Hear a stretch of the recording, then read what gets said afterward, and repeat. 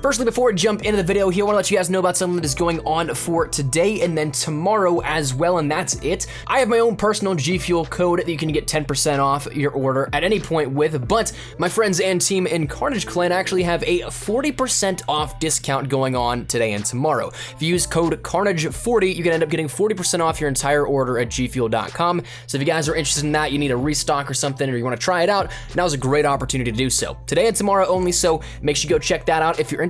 Carnage40. That said, let's get right into the regular scheduled content. If you're a Call of Duty fan, we're unmistakably in this little weird limbo period between games of World War II and Black Ops 4. I'm sure a lot of you guys are very much so looking forward to Black Ops 4, and I'm sure a lot of you guys are going to be sad to see World War II go. That kind of is how the view demographic goes here on the channel. Some people are really ecstatic for the next game, some people don't really want to go on to the next game. But while we're in this time of not really having much to talk about or discuss in World War II, and also still not really all that much to talk about with Black Ops 4 because we're still a few weeks away from the launch of that game, it opens up some areas for some things to maybe come out elsewhere in the Call of Duty franchise. And today we're going to be talking about Advanced Warfare, jumping back almost 4 years now at this point, to some stuff that just recently came out from a former Sledgehammer developer himself. That being some alternate maps, some cut events, and some things that were generally just overall astounding to hear from someone that worked on the game about Advanced Warfare and how it could have shaped up to be completely different. So that said, we're gonna be taking a look at some Advanced Warfare secrets after almost 4 years here in this video today. So that said, let's just jump right into it. So the information we're talking about today, giving you a little backstory, comes from the popular streamer Dr. Disrespect. For those of you guys that don't know him, outside of just the persona that he puts on Twitch. In his former life, he actually was a developer at Sledgehammer. He was Dr. Disrespect before, then got a job with Sledgehammer doing level design, and so therefore got a job with them working on that in the day-to-day, and actually made a lot of the maps that you'd end up playing in Advanced Warfare. Having left Sledgehammer after that project, he eventually, of course, came back to be Dr. Disrespect again, and that's where he is now, atop of the Twitch game with some of the most prominent names out there in the video game industry. But during one of his recent live streams, he ended up actually downloading a bunch of different CODs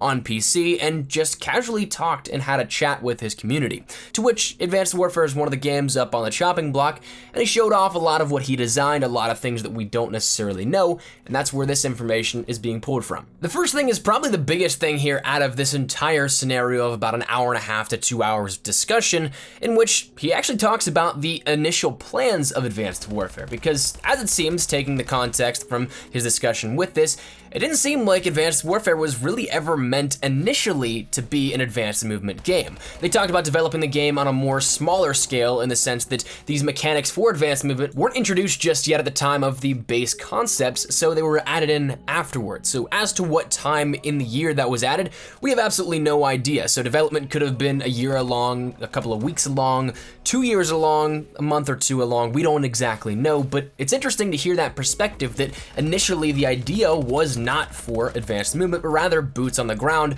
with the same fiction and the same era surrounding it. Now, if I were to take a little bit of a guess here, I'd say this came from top down, in which everybody saw from an administrative point, maybe even at Activision's level, that Call of Duty fans wanted a change. That's something that every year, whether or not they actually wanted it and liked what we got in terms of change, they said that Call of Duty was a copy and paste game. So it's very possible it's an incorrect assumption here with this, but that shift to go to advanced movement may have actually been out of Sledgehammer's control even. So that's something that was introduced at a later point, but that also introduced a little bit of an issue in terms of viewing the game itself whenever you played Advanced Warfare. And I'm sure you guys have noticed this as well, because with advanced movement, obviously first person, you have a lot more area to clear in your field of view. And so one thing that Doc talked about was actually how you'd end up viewing different levels of play. So if you end up jumping, obviously you can see a door directly in front of you potentially, but if you want to go up to the ledge above, you have absolutely no indication as to what's going to be there to know what to expect for a gunfight. So that actually leads into the next thing that was talked about, in which that being a third-person mode only. And so this was something we saw, the classic movement, that was its own playlist, but alongside that, we may have actually even had the potential for a third-person playlist that never saw the light of day. I think there are some modded videos out there in which it showcases what it would look like, because the game code is still there in the legacy code, but third-person was something that Doc said that he even worked on himself to try and sell to the team and also to the publisher pressure to end up making it something that happened, because it would be cool to be able to 3P and be able to see those engagements on a larger scale than what's just directly in the view of your own in-game character's eyes. That's something that worked out pretty well in Modern Warfare 2. There was an entire game mode with that, but it's something that when you take a look at it from a developmental standpoint, the design intent of trying to implement that actually makes a ton of sense. Like we just mentioned, having more of an area of view is going to obviously allow you to have more heads up when you're looking to choose an engagement. But for whatever reason, third person never actually made it into Advanced Warfare, and as such, we won't really ever know exactly what it would have looked like, but it was interesting nonetheless to hear about the design process and how close it might have actually been. Generalities out of the way though, he then started to break down into a bunch of different maps and give some design information that we, the public, never really knew about. And some of these things include scrapped map events, some different lanes of sight, and all kinds of things considered, but there was a bunch that he went over in this stream, and so we'll talk about those here briefly with you guys. The first map up was actually Ascend, the one with the giant space elevator, and this was something that was supposed to be a lot more in depth. That entire, I guess, left or right side, depending on where you spawn, with the giant open entrance that was underneath the space elevator, that was actually supposed to be one giant dynamic event where halfway through the map, it would actually come down and there would be a catwalk underneath where it is currently, which would be the only point up until when the space elevator came down that you could access that side of the map. Very open, very limited mobility because it's one sole catwalk in a very open area with a giant drop off underneath it, so you couldn't really dash or get out of the way that much. But the space elevator was supposed to come down and become this whole dynamic event that would add an entirely new lane to the map, and so on and so forth. But as you'll see with all these other dynamic events that have been cut, as Doc explains, this actually comes down to the frames that it could end up managing in the game. Now, he didn't say what platform it was for, but he did mention that across the board,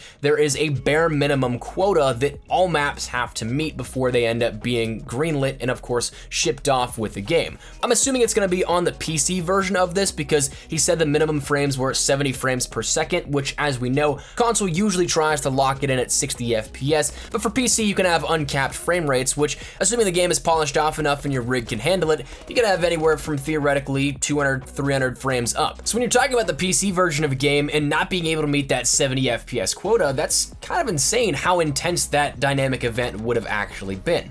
So of course, Ascend, that's the big change here with that one. The space elevator is actually supposed to be a dynamic event. But moving on to the next map he detailed, that was Instinct, in which you can end up seeing that's of course like the sort of Mayan ruins, the temples, and all this lavish jungle with a bunch of what looks to be like fracking material, where these machines are digging into the land. And so this map was a very small close quarters map with long lines of sight, of course, but it was something that was a very hectic map in the grand scheme of the maps within Advanced Warfare.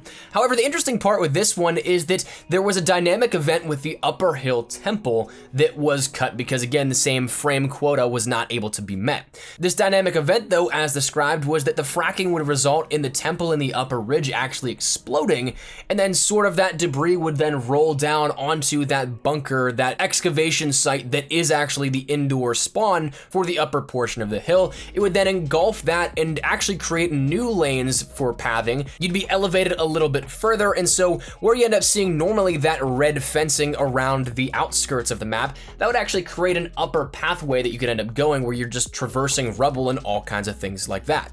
So it's interesting to see that again as well. Then the next map after that he detailed was actually the map Solar, which was quite a fun map if I do remember my initial thoughts on this all the way back in the day. The dynamic event of that obviously was the solar tower you can end up controlling if you got the item out of the care package, but that was something Doc mentioned also, that there was a little bit more to that ended up getting cut again because of the FPS quota they had to end up meeting for development.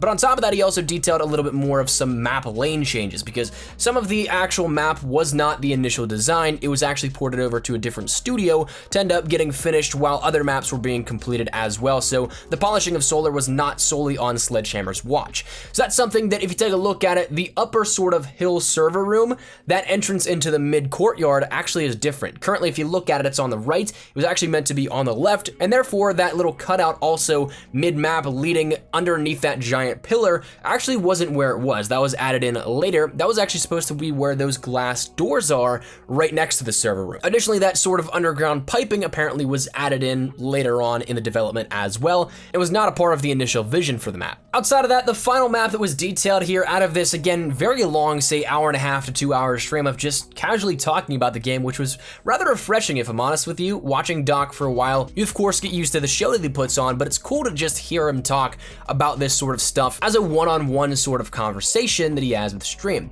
But the final thing that he mentioned was the map Sideshow, everybody's favorite meme out of Advanced Warfare, the clown map, in which this was actually something that was a specific request apparently from the Activision CEO at the time of Eric Hirschberg, in which he came across a desert motel all about clowns, and he thought the fiction was great, so he asked if there was a way they could implement this. So that's what they ended up doing, was adding this map here into Advanced Warfare. Now apparently this actually was nowhere near what it was supposed to be in the initial concept of it, and it was changed over time. Obviously there were multiple different variations, 2 major different designs before it was finished, is what Doc ended up detailing, but really no specifics outside of that. Outside of the truck was not there in mid-map, and the reservoir area was also completely different. The only thing that was also mentioned is they also tried to make this built like a Nuketown. Fast-paced, you spawn up and you're immediately in the action again, but whether or not it lived up to that legacy of Nuketown, I guess that's up to you guys. I know a lot of you are probably gonna say nowhere near it, but regardless, cool that that was sort of the design intent with it. Small, close quarters, always in the action, and something that is iconic in its own right, which, whether for good or bad, with all the memes surrounding it, I guess Sideshow is kind of iconic. But I think that's where we're gonna wrap it up. I want to share this with you guys because, again, it's kind of just out there and some stuff that we haven't heard about in the almost 4 years since Advanced Warfare launched, and so therefore just a casual sit-down conversation essentially between stream and streamer gave a lot of insight for stuff that we never knew about within Advanced Warfare. So I want to share that with you guys here. I found it very fascinating, and of course, love to take a look at that kind of stuff. The pre-release development of games is always something I'm super interested in. But that said, love to get your thoughts and feedback down there in the comment section down below. What did you take away from this? What is the most interesting part here out of this for you? To me, it was definitely the idea that boots on the ground was maybe the initial plan for Advanced Warfare after all. But regardless, love to get your thoughts and feedback. Hopefully you guys enjoyed the video. If you did, make sure you drop a like down below. If you are also new to the channel, make sure you guys subscribe so you don't miss a single thing regarding all things Call of Duty. And of course, with Black Ops 4 Blackout coming up very soon, and of course, still a little bit of COD World War II left on the dinner plates, we'll keep you up to date with everything you need to know about all of that. So that said, if you guys also want to follow me over on Twitter, that's the best place to get connected outside of YouTube, practically live on Twitter. And also, if you guys want to follow me over on Instagram as well, get a little more active over there, so if you want to check that out, that link's down there for you guys as well. But that said, thank you guys all so much for watching. My name is Espresso. I'll see you guys later. Take care, and peace.